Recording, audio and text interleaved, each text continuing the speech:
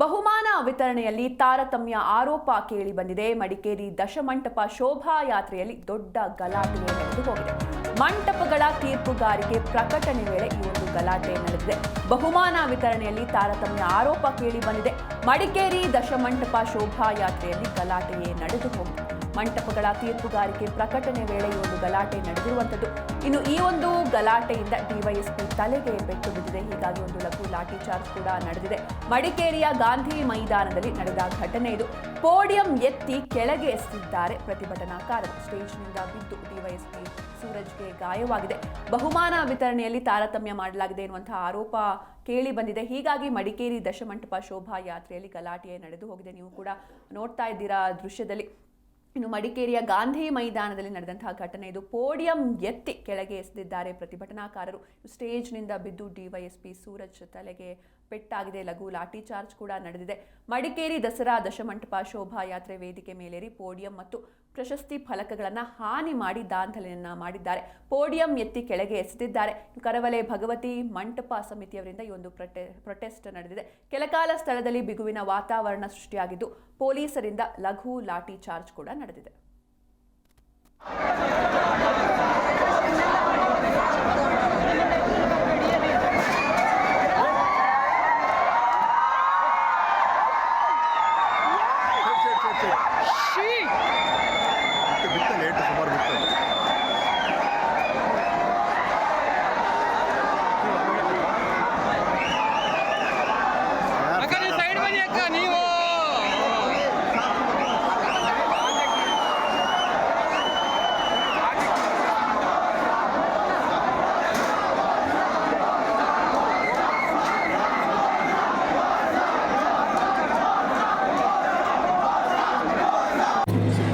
ಏನ್ ಮಾಡ್ತಿದ್ದೀರಪ್ಪ?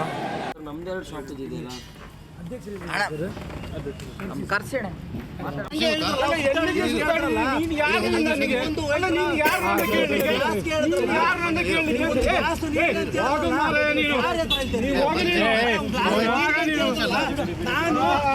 ಕ್ಲೋಸ್ ಮಾಡಿ ಮಾಡ್ಲಿಕ್ಕೆ ಹೇಳಿದ್ದು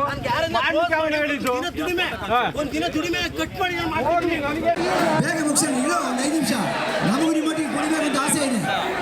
ನಾನು ಬರ್ತೀನಿ. 1 ನಿಮಿಷ ನೋಡೋರು ಒಬ್ಬರು ಕೆಳಗೆ ಶಾರ್ಟ್ ಇಲ್ಲ ಹೇಳ್ತಾತಿದ್ದಾರೆ.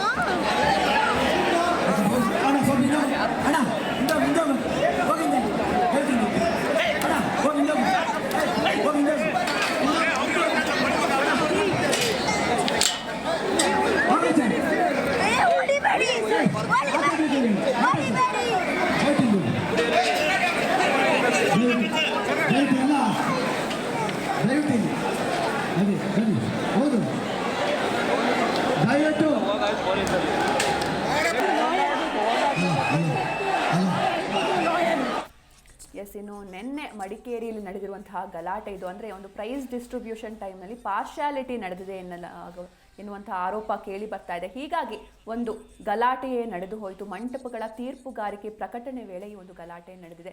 ಇನ್ನು ಈ ಒಂದು ಗಲಾಟೆಯಿಂದ ಡಿವೈಎಸ್ಪಿ ತಲೆಗೂ ಕೂಡ ಪೆಟ್ಟು ಬಿದ್ದಿದೆ. ಲಘು ಲಾಠಿ ಚಾರ್ಜ್ ಅನ್ನು ಕೂಡ ನಡೆಸಲಾಗಿದೆ.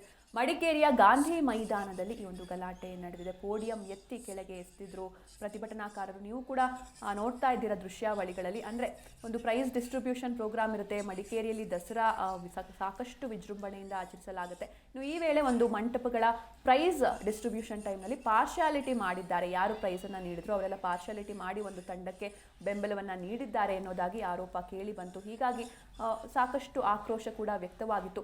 ಕರವಲೆ ಭಗವತಿ ಮಂಟಪ ಸಮಿತಿಯವರಿಂದ ಪ್ರೊಟೆಸ್ಟ್ ಕೂಡ ನಡೀತು. ಕೆಲಕಾಲ ಸ್ಥಳದಲ್ಲಿ ಬಿಗುವಿನ ವಾತಾವರಣ ಸೃಷ್ಟಿಯಾಗಿತ್ತು. ಹೀಗಾಗಿ ಪೊಲೀಸರು ಲಘು ಲಾಠಿ ಚಾರ್ಜ್ ಅನ್ನು ಕೂಡ ಮಾಡಬೇಕಾಯಿತು.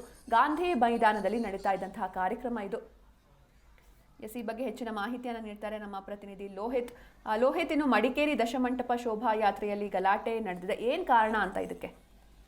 ಜನ ಖಂಡಿತವಾಗ್ಲೂ ಮಡಿಕೇರಿ ನಡೆಯುವಂತಹ ದಶಮಂಟಪಗಳ ಶೋಭಾಯಾತ್ರೆ ಅಂದ್ರೆ ಒಂದು ರೀತಿಯಲ್ಲಿ ಒಂದು ದಸರಾವನ್ನ ಮೀರಿಸುವಂತ ಅಂದ್ರೆ ಸಾಕಷ್ಟು ಜನ ಕೂಡ ಬಂದು ನೋಡುವಂತದ್ದು. ಇದು ನಿನ್ನೆ ರಾತ್ರಿಯಿಂದ ಕೂಡ ಸುಸೂತ್ರವಾಗಿ ನಡೆದಿತ್ತು. ಮುಂಜಾನೆ 5 ಗಂಟೆಗೆ ಕೂಡ ಅಂತಿಮ ಹಂತದ ಶೋನ ಮುಗಿಸಿ ಕೂಡ ಎಲ್ಲವೂ ಸುಸೂತ್ರವಾಗಿ ನಡೀತಿತ್ತು. ಆದ್ರೆ ಪ್ರೈಸ್ ಡಿಸ್ಟ್ರಿಬ್ಯೂಷನ್ ನ ವೇಳೆಯಲ್ಲಿ ಒಂದಿಷ್ಟಿಲ್ಲಿ ತಾರತಮ್ಯ ನಡೆದಿದೆ ಅನ್ನೋ ಆರೋಪದ ಹಿನ್ನೆಲೆಯಲ್ಲಿ ಕರವಲ ಭಗವತಿ ದೇವಾಲಯ ಸಮಿತಿಯ ಪ್ರಮುಖರು ಆ ಒಂದು ಸ್ಟೇಜ್ ಮೇಲೆ ಹತ್ತಾರೆ. ಸ್ಟೇಜ್ ಮೇಲೆ ಹತ್ತಂದ್ರೆ ನಮಗೆ ಯಾವುದೇ ರೀತಿಯ ಈ ಪ್ರಶಸ್ತಿ ವಿಚಾರದಲ್ಲಿ ಸಾಕಷ್ಟು ತಾರತಮ್ಯ ಇದೆ ಅನ್ನೋ ಒಂದು ವಿಚಾರದಲ್ಲಿ ಗಲಾಟೆಗಳು ನಡೆಯುತ್ತೆ. ಇಡೀ ಸ್ಟೇಜ್ ನ ತುಂಬಾ ಸಾಕಷ್ಟು ಮಂದಿ ಆ ಒಂದು ಸ್ಟೇಜ್ ನ ಮೇಲೆ ಹತ್ಕೊಂಡಿರ್ತಾರೆ. ಆ ಸಂದರ್ಭದಲ್ಲಿ ಅವರನ್ನ ನಿಯಂತ್ರಿಸುವ ವೇಳೆಯಲ್ಲಿ ಪೊಲೀಸರು ಲಘು ಲಾಠಿ ಚಾರ್ಜ್ ಅನ್ನ ಮಾಡ್ತಾರೆ. ಜೊತೆಗೆ ಆ ಒಂದು ಅವರನ್ನು ನಿಯಂತ್ರಿಸುವ ವೇಳೆಯಲ್ಲಿ ಡಿವೈಎಸ್ಪಿ ಸೂರಜ್ ಕೂಡ ಆ ಒಂದು ಸ್ಟೇಜ್ ನ ಮೇಲೆ ಹತ್ತುವಂತ ಸಂದರ್ಭ ಆ ಒಂದು ಇದರಿಂದ ಬಿದ್ದು ಅವರ ತಲೆಗೂ ಕೂಡ ಪೆಟ್ಟಾಗಿರುವಂತದ್ದು. ಜೊತೆಗೆ ಸಾಕಷ್ಟು ಇನ್ನಿಬ್ಬರು ಪೊಲೀಸರಿಗೆ ಕೂಡ ಒಂದಷ್ಟು ಏಟುಗಳಾಗಿದೆ ಅನ್ನೋ ಮಾಹಿತಿಗಳು ಕೂಡ ಬರ್ತಾ ಇರುವಂತದ್ದು.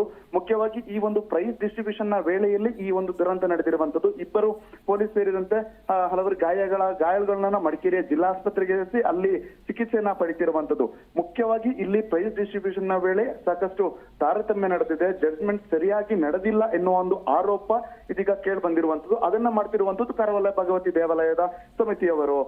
ಸಿಂಚನಾ, ಲೋಹಿತ್, ಇನ್ನು ಡಿವೈಎಸ್ಪಿ ಅವರ ಆರೋಗ್ಯ ಹೇಗಿದೆ ಅಂತ ಸದ್ಯಕ್ಕೆ ಇದೀಗ ಮಡಿಕೇರಿ ಜಿಲ್ಲಾಸ್ಪತ್ರೆಯಲ್ಲಿ ಚಿಕಿತ್ಸೆಯನ್ನು ನೀಡಲಾಗ್ತಿದ್ದು. ಈಗ ಆರೋಗ್ಯದಲ್ಲಿ ಎಲ್ಲ ರೀತಿಯ ಚೇತರಿಕೆ ಕಂಡು ಬಂದಿದೆ ಅನ್ನೋ ಮಾಹಿತಿಗಳು ಕೂಡ ಲಭ್ಯವಾಗ್ತಿರುವಂತದ್ದು. ಸದ್ಯಕ್ಕೆ ಯಾವುದೇ ರೀತಿಯ ಅಂತ ದೊಡ್ಡ ಹೆಚ್ಚಿನ ಅನಾಹುತ ನಡೆದಿಲ್ಲ. ಸದ್ಯ ಎಲ್ಲದನ್ನು ಕೂಡ ಪೊಲೀಸರು ಕಂಟ್ರೋಲ್ಗೆ ತೆಗೆದುಕೊಂಡಿದ್ದಾರೆ ಅನ್ನೋ ಮಾಹಿತಿ ಕೂಡ ಇರುವಂತದ್ದು. Sinchana, okay, thank you Lohith ನಿಮ್ಮೆಲ್ಲ ಡೀಟೇಲ್ಸ್ಗಾಗಿ.